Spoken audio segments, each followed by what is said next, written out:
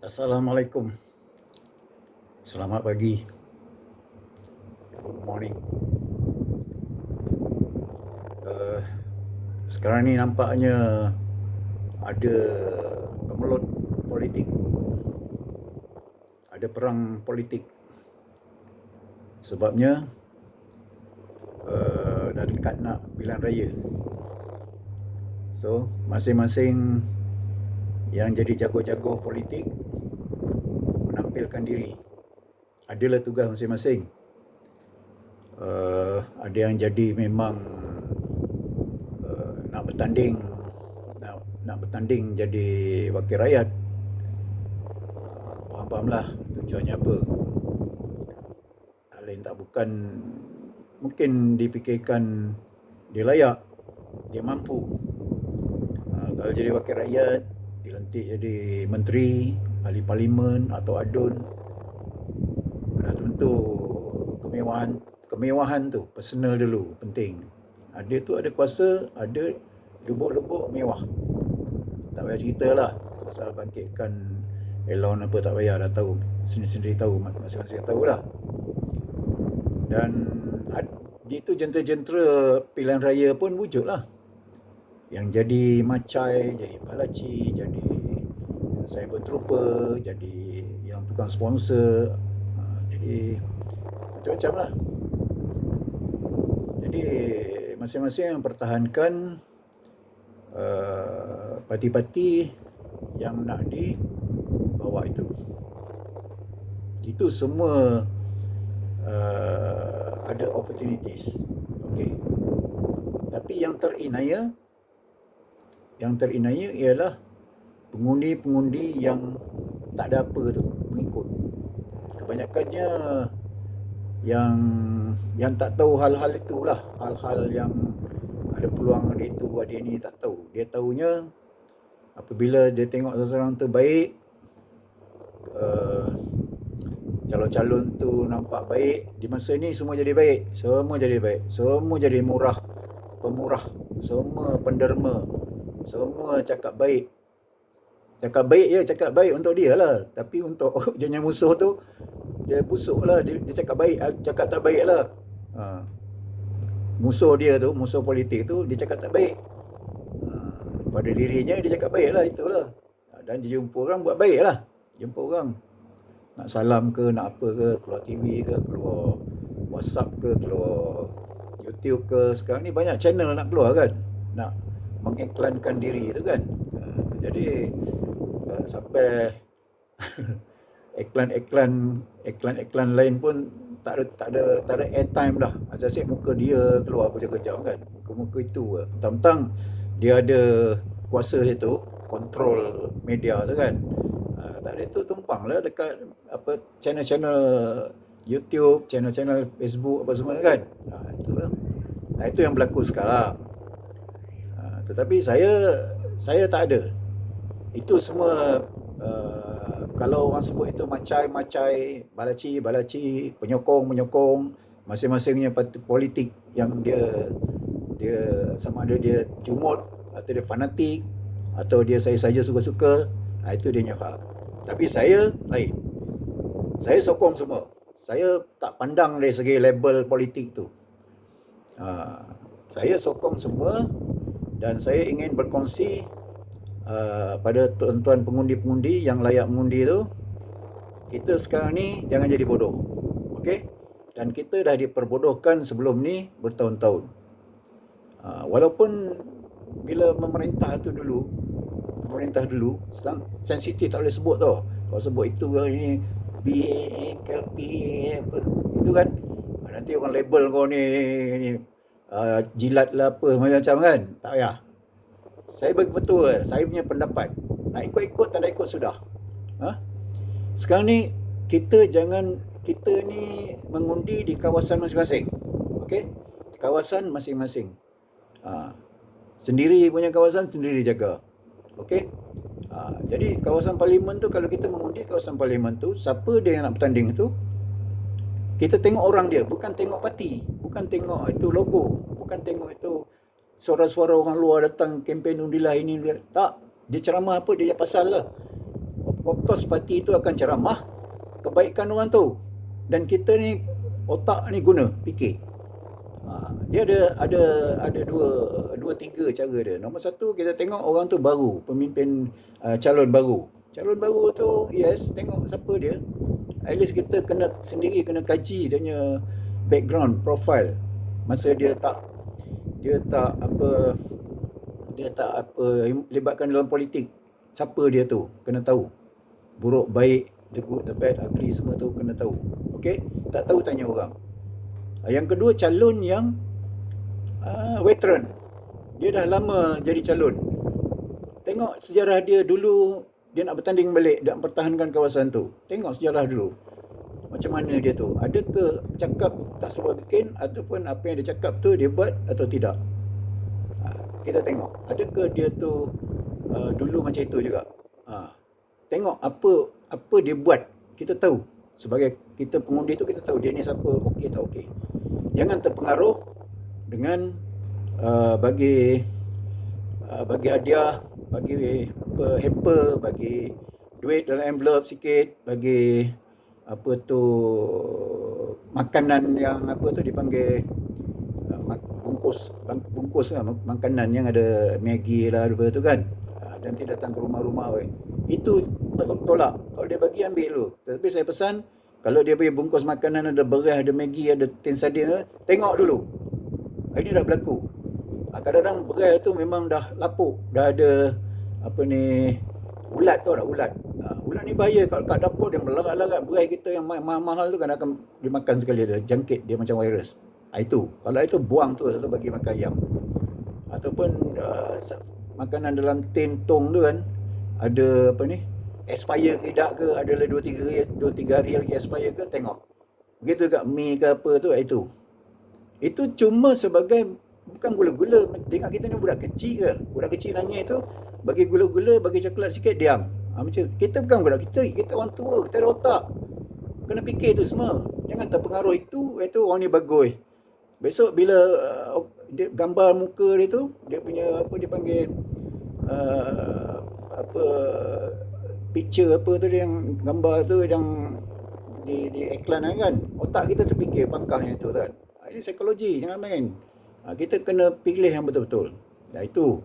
Lagi satu ni, kalau ada kita punya gang, saya bekas tentera, okay? I am from army, ex-army lah. Orang sekarang dia panggil veteran. Dan this veteran ni, ada yang pencen, ada tak pencen. Tapi masalah veteran ni telah tidak dibela, tidak dibiarkan. Suara-suara kita ni tak ignored by the pemimpin yang lepas-lepas. How good are you, pemimpin dulu, tapi you ignore. You biarkan veteran ni, kau tak layan jasa kita. Saya malas nak cerita veteran yang jasa ni, tandak cerita lah, sendiri fikir askar ni. Jadi apa yang berlaku sejauh ini berpuluh-puluh tahun, kita minta itu, minta ini, belas kasihan untuk itu, ini semua dibiarkan, dia tak bela, dia pedulikan, dia tidak dipedulikan. Jadi oleh kerana itu, ada member yang ada kebolehan, kebanyakan pegawai, masuk panglima-panglima, dia ada kebolehan, dia cara nak membela nasib veteran ni. Sebab kita ni dulu ada setia kawan. Jadi saya pesan kepada veteran ataupun orang awam bukan veteran, kalau di kawasan itu ada yang menjadi calon situ, nak dicalonkan adalah bekas-bekas veteran, saya minta tolong undi dia. Saya tujuannya gini, kita tahu anggota veteran tu taklah menguasai kawasan tu keseluruhannya, tetapi mungkin 10% ataupun sikit je lah, 5%. Kalau macam kat PD, Audition dekat Lumut itu mungkin separuh tu daripada anggota veteran lah. Dan gitu juga tentera sekarang boleh mengundi sendiri. Kalau dulu my time in the army, bila musim mengundi, kita tak pernah memangkah. Ada orang lain yang tugas memangkah tu, kita tak tahu. Ini betul, tapi nak buktikan sekarang tak ada lah. kita punya pegawai. Kita mana ada masuk hutan pergi operasi, tapi musim undi dulu jarang ada undi pos ni. Undi pos yang dipangkah oleh orang lain tu. Terpulang pada dia lah. Kita tak tahu. Nak tuduh-tuduh, tak maulah. Nanti kita kena panggil Bukit Aman di soal siasat. Tapi itu yang berlaku. Orang lain yang pangkahkan untuk kita. Kita tak kisah. Pasal tu dalam askar, dia memang neutral. Dia tak ada masa untuk menyebelahi mana-mana, tak ada. Dia neutral. Janji parti itu menang jadi kerajaan, kita akan ikut. Contohnya bila PS menang, selalunya kalau ada baris-barisan kehormat ke apa semua kan, pembarisan apa semua tu, mesti yang memeriksa barisan tu tengok macam Menteri Melayu apa macam tu kan. Tapi tu lagi DAP punya orang tu, periksa barisan tentera tu. Itu menunjukkan apa? Kita tak ada bias. Citong tu, YB Citong. Sekarang tak tahulah, sekarang tak ada lah dia. Dia timbalan Menteri Pertahanan kan. Ambil baris tu, melawat baris tu, raja punya kerja tu. Itu menunjukkan apa? Bermakna anggota tentera ni neutral. Tetapi kali ini saya minta anggota tentera, terutama veteran tentera, kalau dia mengundi kawasan itu, nama dia naik mengundi kawasan itu, kalau ada ahli tentera atau member tentera yang bertanding situ, tolong bagi. Sebab tolong bagi, tak semestinya kita nak menang calon tu, calon veteran tu. Tak. Ini kita buat perjuangan. Setia kawan. Setia kawan. Kita bagi. Tak kisahlah veteran tu dia menggunakan platform parti apa pun. UMNO ke, PS ke, PN ke, atau apa sekalipun. Tapi kalau dia veteran, walaupun nama dia diburuk-buruk kan, komunis ke apa ke, dia veteran, bekas tentera, walid bekas tentera, ataupun tentera ni kan para ke, tak kisah. Jadi dia belajar training, dia training tentera. Because once you join army, you are considered pahlawan already. The step you join army, angkat sumpah, you are pahlawan, hero. Tak semestinya you jadi nak bunuh komunis ke, nak bunuh orang, dapat PGB baru dapat hero. No way. Kita terpanggil masuk tentera, especially tahun 70-an tu, macam aku ni, masuk tahun 70-an, tinggalkan mak bapak kat kampung, Noroi Getah, jaga adik-adik, aku anak sulung, tinggalkan projek belia tanah yang aku ni, pergi masuk askar training Port Dickson 6 bulan, and then I join army for 13 years. The moment you join army is consider you a hero already, pahlawan. You berani menghadapi peluru, faham? Mana menteri cakap, who asked you to berhenti not pension itu? Stupid. Menteri bodoh tu nama, menteri bodoh. Dia kata, you siapa suruh berhenti you? Siapa tahu suruh berhenti? Itu menteri bodoh namanya ya. Jadi saya cerita panjang, ini akan ada lain nanti video saya buat tentang berhenti 10, berhenti 21 tu. Itu cerita lain. Sekarang saya fokuskan tentang mengundi. Veteran, anggota tentera, di mana-mana kau berada, masa mengundi ni, kalau ada anggota veteran yang menjadi calon, you bagi. The reason bukan kita nak dia menang sangat. Kita tahu susah nak menang, ya. Tetapi kita nunjuk itu protes. Veteran and anggota tentera protes. Protes. Apparently, protes. Maksud dia tu, kita parti-parti yang memerintah besok, yang memerintah tu sedar yang masa tu memang ada besok veteran-veteran tu akan bercakap macam aku ni, dia akan bercakap macam tu. Jadi benda tu tersebar dan mengubah minda orang tu, terutama menteri tu, supaya mengubah arah berfikir tentang tentera, tentang askar ni, tentang veteran tentera. Otak dia tu dah jumut. Asal tentera ni macam dulu, menteri-menteri dulu, terutama menteri wanita, Aisyah Ghani ke Rafiq Aziz, pernah cakap, gaji askar ni tak payahlah mahal pasal dia darjah 6. Tahu tak? Yang mahal tu dia korban nyawa, stupid. Dia korban nyawa, sanggup gadai nyawa. Tahu tak gadai nyawa? Kena tembak. Sama ada kita membunuh orang atau orang bunuh kita. That is army.